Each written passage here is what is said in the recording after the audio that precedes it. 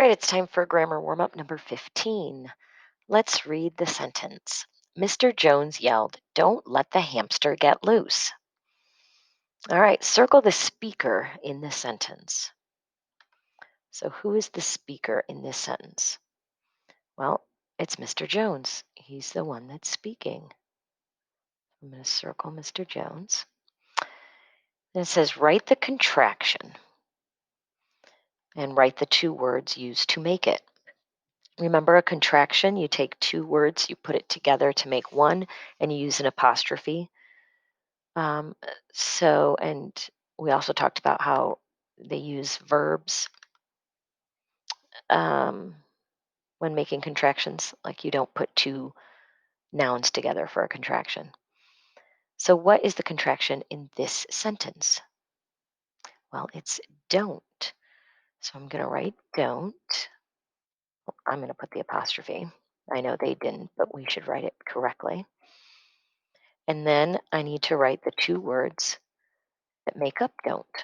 Well, that is do not. All right, number 3. Underline the speaker's exact words. Okay, so what is Mr. Jones saying? First of all, the tag says Mr. Jones yelled. So he's yelling this. He's not just saying it. But what is he yelling? He's yelling, "Don't let the hamster get loose." All right? So those are his words. Now let's write this sentence. Well, what are we going to start with? Well, we start our sentence with capital. Now, we don't need quotations to start with because we're starting with our tag. We only put quotations around what is being said. So let's start with our capital.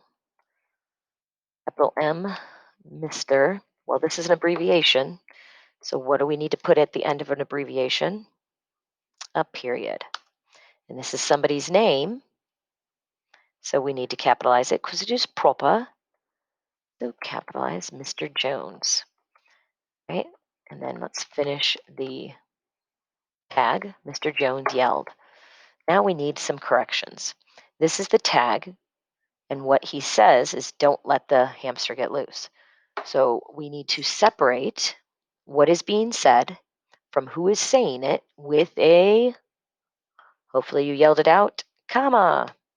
So let's do that. Then we put a space, and now we are starting the dialogue, what he actually said. So we start with quotation marks, and remember that the dialogue always begins with a capital. So let's do that.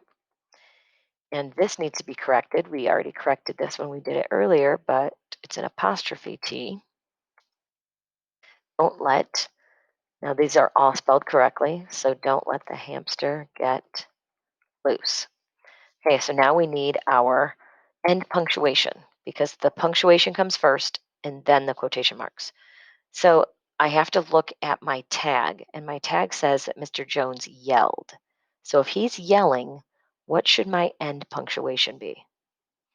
Hopefully, we said it is an exclamation. And then we end with quotations. So that was a lot to correct. So make sure that you made all of those corrections. And let's go to number 5. Write 3 words that could replace yelled. So we're just looking for synonyms here. What synonyms could we use? There are so many. We could use yelped, yowled, wailed, shrieked, screeched, roared, any of those. But I'm just going to write shouted. Let's see, howled. These are all synonyms of yelled. Let's see, screamed. And I'm going to do another one just for the fun of it because I like this one. Squawked. He squawked. Okay. Those are all synonyms of yelled.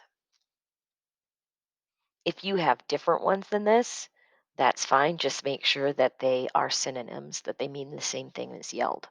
Like I said, there's wailed and shrieked and screeched and roared. Okay. So you don't want to say said because said is not a synonym for yelled. It has to be the emotion of yelling. Okay. All right. Once you have corrected that, you are finished. Have a great day.